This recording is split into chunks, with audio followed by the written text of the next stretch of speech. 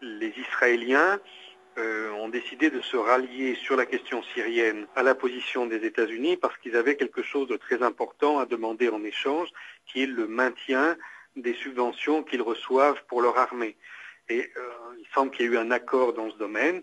Donc quand on regarde le communiqué final, on voit que ils n'ont pas discuté, M. Barak et M. Hagel, de l'avenir de la Syrie du tout.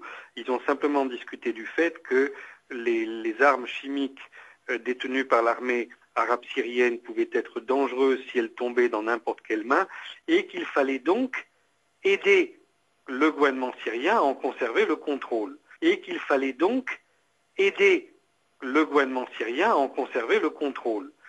Donc tout d'un coup, c'est clair qu'il y a une position israélienne qui est de dire, bon, ok, on accepte le maintien du régime actuel en Syrie, et donc on ne va pas continuer ce petit jeu qu'on avait vu à la frontière dans les dernières semaines, où la frontière israélienne était devenue poreuse, permettant à des groupuscules armés de trouver une base arrière dans le Golan occupé.